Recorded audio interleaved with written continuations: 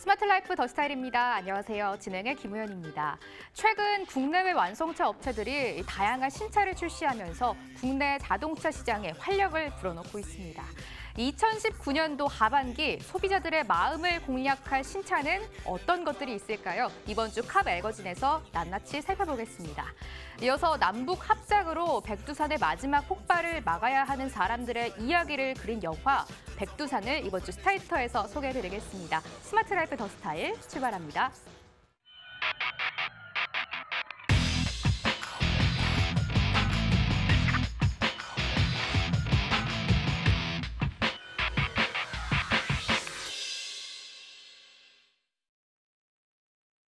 자동차를 몰라도 어딜 가서든 5분 정도는 아는 척할 수 있는 방송, 자동차에 관심이 없어도 재밌게 들을 수 있는 자동차 이야기, 카 매거진 지금부터 시작합니다. 안녕하세요. 카 매거진의 권순우 기자입니다. 네, 안녕하세요. 김승규 기자입니다.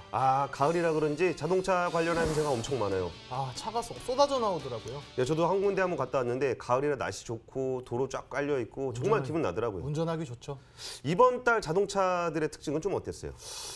세단, SUV, 전기차 할 것 없이 차가 너무 많이 나와가지고 정신이 하나도 없이 이번 달이 지나갔습니다. 예, 그래서 저도 한 군데 갔다 왔는데 이번 달에 출시된 자동차 중에 제일 핫한 자동차는 아무래도 그랜저 아니었을까 싶어요. 네. 그랜저가 성공이라는 화두로 돌아왔는데 김동 기자, 성공이 뭐예요? 명품차를 타는 거? 명품차, 좀 폼은 나죠. 옆에 또 아리따운 아가씨와 함께 좋죠. 그런 것도 굉장히 폼나는 일인데 그랜저가 처음에 출시하기 전에 그 광고를 냈는데 옛날 그 갓그랜저 광고 있잖아요. 야, 너 나중에 성공하면 뭐 하고 싶냐? 그때 그랜저 타야지. 그랬더니 사람들이 다 비웃었어. 좀 비판이 많았죠. 무슨 요새 성공했다고 그랜저를 타냐. 네. 그랜저 정도는 좀 안 되는 거 아니냐는데 출시 행사에 막상 가보니까 그랜저는 성공의 의미를 재정의하고 싶었던 것 같아요. 이게 그 광고를 보니까 예를 들면 회사를 떠나는 친구한테 에이, 너가 회사에서 자리 못 잡으니까 실패했지. 그리고 나가서 뭐 한대? 그랬더니 자기가 하고 싶은 스타트업 한대. 그러면서 씁쓸하게 성공이란 무엇인가? 각자의 성공을 좀 다르게 해석한 거군요. 예, 그러니까 이게 그 그랜저라는 그 현대차의 브랜드 자체가 제네시스 브랜드가 출시되면서 뭔가 프리미엄이라는 이미지에서 조금 내려온 건 사실이에요. 그러다 보니까 현대차가 가지고 있는 그 플래그십 모델이 단순히 모두 다 얘기하는 부와 명예를 상징할 것이 아니고 각자의 의미에서 성공을 의미하는 포지션을 잡았던 것 같아요. 실제로 그런 디자인을 얼마나 담았는지 제가 미디어 시승회에 직접 다녀왔습니다. 라디에이터 그릴과 주간 주행 등이 일체형으로 적용돼 완전히 달라진 얼굴로 그랜저가 돌아왔습니다. 2016년 처음 출시된 6세대 그랜저는 출시 이후 35만 대가 판매된 베스트셀링 모델입니다. 3년 만에 돌아온 더 뉴 그랜저의 가장 달라진 점은 전면부라고 할 수 있을 것 같은데요. 파나메트릭 주얼 패턴이 적용된 라디에이터 그릴하고 이게 낮에는 보이지 않다가 밤이 되면 나타나는 주간 주행 등을 일체화한 형태를 보이면서 좀 더 젊고 세련된 모습을 보여주고 있습니다. 이 컨셉은 현대차가 이전에 모터쇼에서 선보였던 르필루즈 컨셉을 처음으로 적용을 한 겁니다. 옆에서 보면은 이게 페이스리프트임에도 불구하고 전 폭을 40mm 정도 더 늘려서 현대차의 플래그십 세단으로서 내부 공간을 충분히 넓게 확보를 하고 있습니다. 후면부로 가보면은 리어 램프가 좀 더 얇고 길게 좀 연출이 됨으로써 차량 자체는 좀 웅장해 보이지만 얇고 날렵한 리어 램프 때문에 차량 전체가 날렵하고 약간 안정적인 모습을 보여주고 있습니다. 이번에 실내로 가보겠습니다. 그 내부는 호텔 라운지 같은 느낌을 좀 살리고 싶었다고 합니다. 넓고 길게 뻗은 수평적인 디자인이 굉장히 좀 멋있는 특징인데요. 그리고 이제 가죽으로 심플하게 마감된 센터 콘솔도 굉장히 세련되고 12.3인치 클러스터와 내비게이션도 굉장히 좀 광활한 디스플레이를 연출을 함으로써 뭔가 미래지향적인 느낌을 주고 있습니다. 그랜저 부분 변경 모델은 사전 계약 11일 만에 32,000대가 계약되며 사상 최대 사전 계약을 기록했습니다. 더 뉴 그랜저 사전 계약자의 30%는 세단이 아닌 다른 차종에서 옮겨 탄 것으로 나타났습니다. 한국 자동차 시장에서 SUV 판매 비중이 점차 확대되고 있지만 베스트셀링 모델인 더 뉴 그랜저가 완전히 달라진 모습으로 돌아오면서 세단의 반격을 기대하게 하고 있습니다. 사실 그랜저는 그동안 굉장히 베스트셀링 모델로 3년 동안 35만 대가 팔려갔던 굉장히 많이 팔린 차종이에요. 그리고 그 전에는 소나타가 있었고 그다음 기아차 K7이 있었고 이번에 그랜저까지 나왔는데 이 다음 모델이 또 그 기아차의 어떤 젊은 차의 상징 K5 아닙니까? K5? K5 하면 무슨 이미지 생각나세요? 양카? 양카. 양카. 그리고 양카가 너무 가벼워 보이지 않냐 그랬더니 기아차가 가지고 있는 어떤 SUV 전통차종의 어떤 무거운 이미지를 개선해 주는 게 또 K5라고 해요. 이번에 또 차 나온 거 보니까 굉장히 잘 달리고 젊게 나왔어요. 양카가 단순하게 날라리 같은 차가 아니라 정말 젊고 달리고 싶은 그런 느낌을 주는 차인 것 같아서 여기도 또 이어질 수 있을 거라고 보는데 그 다음에는 아반떼가 또 내년에 나옵니다. 그리고 GV, 제네시스 모델의 어떤 그 베스트셀링 모델 G80이 또 내년에 또 출시가 돼요. 이러면 세단 시장에서 한번 SUV를 뒤집어 엎을 수 있는 그런 세단의 반격이 시작되는 거 아니냐는 전망이 지금 나오고 있습니다. 아, 무슨 소리 하시는 거예요? 아, 그래도 SUV입니다. 아, 올해 자동차 트렌드는 SUV죠. 음. 그 올해가 너무 자연스럽게 아, 두 번째 너무- 주제는 김승교 기자가 준비한 SUV입니다. 네, 맞습니다. 그 올해 자동차 트렌드를 좀 살펴보면 SUV, 특히 소형, 중형, 대형까지 가르지 않고 춘추 전국 시대라고도 할 수 있는데요. 예. 하반기에는 대형 SUV 중심으로 많이 출시가 됐습니다. 상반기가 이렇게 팰리세이드로 시작된 거 아니에요? 네, 맞습니다. 팰리세이드가 출시된 이후 올해 1월부터 4월까지 뭐 거의 5,000대에서 6,000대까지 판매가 됐고, 예. 뭐 거의 우리나라 대형 SUV 시장을 점유했다고 봐도 무방할 것 같습니다. 예. 하지만 근데 이제 7월을 기점으로 팰리세이드가 해외 수출이 많이 되면서 우리나라에 빈 공백이 생겼는데 그 공백을 기아차의 모하비가 채워나가게 됐죠. 아, 그러니까 팰리세이드가 나가다가 국내에다 팔 물량이 없이 해외로 나가버리니까 그 빈 공간을 모하비가 파고들었다. 네, 예. 맞습니다. 모하비가 그래서 2,000대 이상 판매되면서 베스트셀링카에 뭐 선정되는 등 되게 굉장히 많은 인기를 끌었고요. 예. 뭐 1,000만 원이나 비싼데도 잘 팔리더라고요. 대단하네. 근데 사실 대형 SUV는 그 국내 차보다는 수입차들의 어떤 주 시장이었잖아요. 네, 맞습니다. 그동안 우리나라에서는 대형 SUV 수요가 그렇게 많지는 않았습니다. 사실 팰리세이드 때문에 열렸다고도 볼 수 있는데요. 근데 대형 SUV 시장이 커지면서 수입차 업체들도 대형 SUV를 수입해오기 시작했습니다. 예. 한국 GM의 트레버스가 최근에 가장 먼저 수입된 브랜드인데요. 한국 GM 국내 국산 브랜드 아닙니까?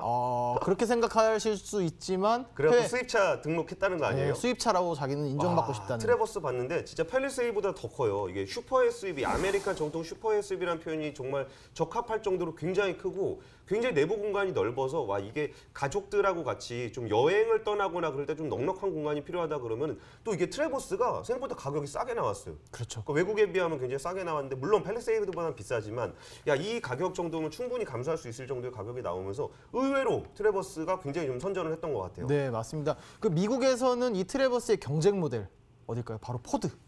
포드 익스플로러. 네, 맞습니다. 이게 사실 그 수입 SUV 1위가 포드 익스플로러였잖아요. 네, 맞습니다. 포드 익스플로러가 사실 미국 시장에서는 거의 뭐 시장을 많이 점유하고 있다고 봐도 무방한데요. 최근에 이제 9년 만에 6세대 풀체인지 모델이 나왔습니다. 풀체인지. 기대가 예. 기자들이 엄청 컸어요. 예. 근데 막상 현장에 가봤더니 이게 또 미국 특유의 이 투박함, 그 내부 투박함이 조금 남아 있더라고요. 그 나름 풀옵션으로 나오지 않았어요? 트림도 없이? 그럼요. 풀옵션으로 나오고 단일 모델로 나왔는데도 조금 그 내부에서 느껴지는 그 미국의 그 투박함 예. 그리고 외부에서 크게 변화가 없어가지고 사실 조금 실망감이 있었던 것 같습니다. 야 이게 한국 갖고 들어오려면은 옵션 쫙 붙여서 들어와야 되는 게 또 트렌드인데 그렇죠. 이게 포드가 그동안 거의 무주공산이었잖아요 대형 SUV 시장이. 맞습니다. 그래서 거기서 뭔가 자기들이 SUV 시장의 1위, 수입 SUV 1위라는 어떤 자부심이 있었나 봐요. 근데 지금은 경쟁 차종이 이렇게 많은데 이게 잘 팔릴까요?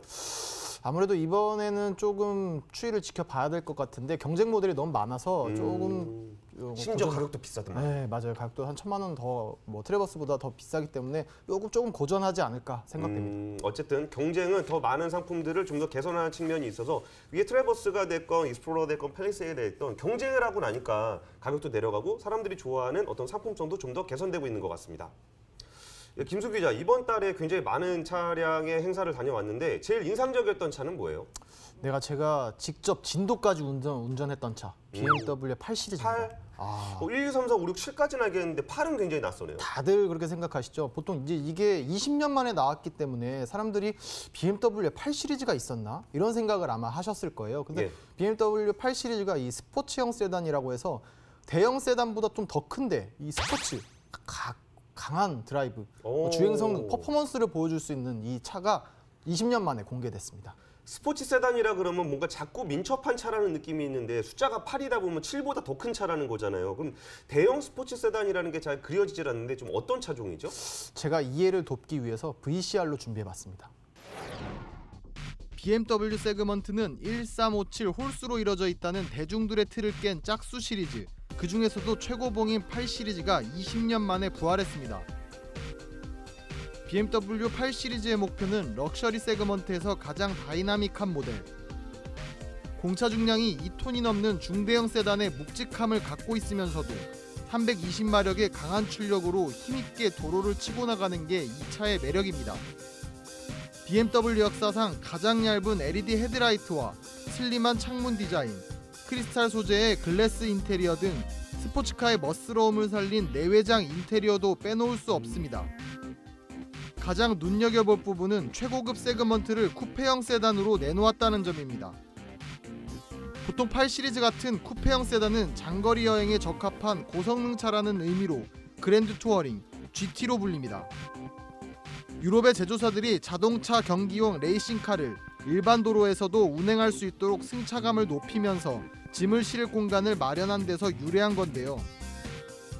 최근 포르쉐의 파나메라와 벤츠의 AMG GT가 시장을 휩쓸자 BMW도 GT 시장을 공략하기 위해 20년 만에 8 시리즈를 부활시켰습니다.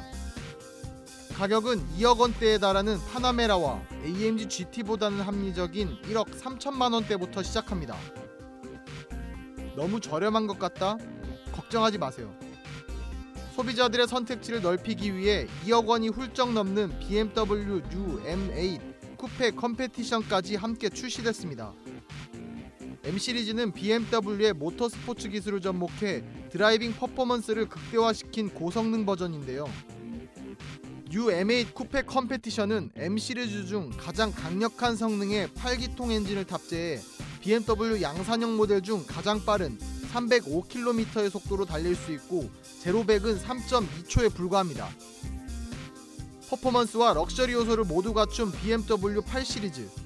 20년 만에 돌아온 8 시리즈의 질주에 기대가 모아지고 있습니다. 네, BMW가 8 시리즈 외에도 플러그인 하이브리드 모델 등 다양한 모델을 좀 선보였습니다. 예. 최근에 이제 슈퍼카 브랜드 그리고 이제 고급 브랜드들이 이제 플러그인 하이브리드 전기차 브랜드를 많이 내놨는데요. 그래요? 어떤 뭐 얘기는 많이 들었어요. 벤츠도 있고 뭐 네네. 포르쉐도 있고 뭐 그렇다는데 네. 사실 전기차를 저도 타보긴 했는데 뭐 니로라든지 코나 이런 건 좀 타봤어요. 근데 좀 이렇게 프리미엄이라는 게 전기차에서 프리미엄이라는 게 어떤 건지 잘 모르겠는데 실제로 어디 가서 보셨어요? 근데 제가 제일 먼저 본 거는 벤츠. 예, 벤츠. 그 EQC라고 예. 새로운 전기차 브랜드를 내놓으면서 좀 획기적으로 한국 소비자들에게 알리는 그런 계기를 만들었는데요. 실제로 행사장에 가보니 약간 좀 실망스러운 부분은 있었습니다. 벤츠가 실망스럽더라고요. 네, 1억짜리. 1억짜리인데 벤츠는 보통 딴 건 몰라도 이게 실망은 없는 브랜드잖아요. 네. 근데 이제 아무래도 전기차라고 하면 주행 거리를 많이 따져보기 때문에 예. 1회 충전으로 300km밖에 달리지 못했거든요. 그러다 보니까 이제 조금 실망스러운 부분은 있긴 있었습니다. 300이면은 코나가 한 400 나오고 비슷한 값이면 모델 S 같은 경우는 거의 500km까지 가까이 나오는데 EQC는 300km밖에 안 간다고요?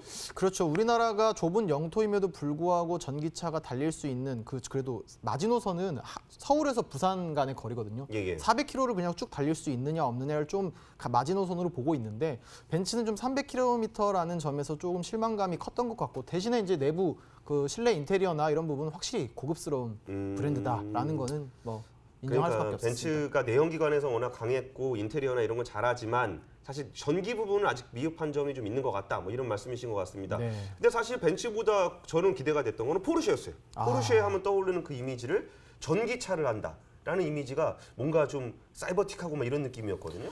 슈퍼카 포르쉐의 전기차 상상이 좀 저도 잘 안 됐었는데요. 예. 제 눈으로 실제로 최근에 봤습니다. 그 포르쉐 타이칸이 우리나라에서 국내에서 최초로 공식 출시됐는데요. 예. 이 타이칸이 4가지 모델로 구분이 되는데 1회 충전으로 460km 460. 그리고 제로백은 2.8초 2.8? 아. 하나, 둘. 이미 도착해 100km 도착해 있었습니다. 정말 인상적이고 내부 인테리어는 역시 고급스럽고 예. 그리고 충전 속도가 또 인상적인 부분 중에 하나였습니다. 충전 속도는 전기차의 최대 단점으로 꼽히잖아요. 네, 맞습니다. 근데 5분 충전에 100km. 이게 5분? 100km? 잠깐 전화를 받고 오면 100km를 달릴 수 있고 22분 정도면 배터리 충전이 5%에서 80%까지 충전이 됩니다. 적어도 8호 이제 40이면은 거의 한 360km 이 정도 간다는 맞습니다. 거네요. 예. 이게 22분이면 뭐 잠깐 휴게소 들러서 밥 먹고 뭐 물 마시고 커피 한 잔 마시고 오는 그 정도 시간이면 충전이 다 거의 다 웬만한 게 돼 있다는 거고. 느낌은 좀 어땠어요? 그 차의 어떤 그 스펙 말고 이 포르쉐 전기차의 느낌? 가서 딱 보면 역시 하차감? 하차감.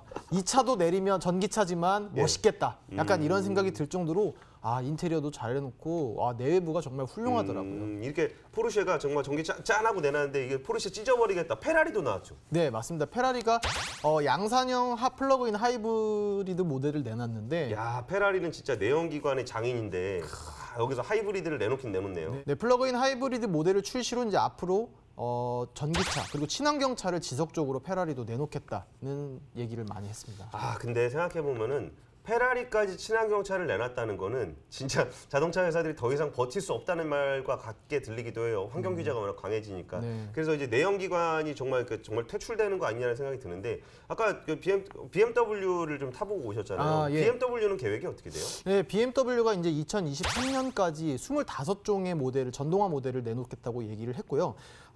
이제 뭐 2021년까지는 이 전기차 모델 판매를 2배 이상 늘리겠다. 그리고 이제 장기적으로는 모델의 반을 전기차 그리고 친환경차로 내놓겠다고 했는데 조금 아쉬운 부분이 있다면 보통 이제 전기차로만 모델을 만들겠다라고 했는데 이제 플러그인 하이브리드 모델을 좀 반을 내놓겠다라고 해서 조금 의아해하긴 했습니다. 근데 사실 전기차 시대가 온다는 얘기는 이전부터 했지만 실제로 자동차 회사들이 전기차를 출시하고 이걸 타보고 앞으로 출시 계획들을 이렇게 바라보고 하면은 와 정말 이게 전기차가 우리 주변에서 볼 수 있는 날이 오는 것 같다라는 생각도 들면서 실제로 제가 차를 살려고 보면은 가솔린이냐 디젤이냐 고민하게 되긴 해요.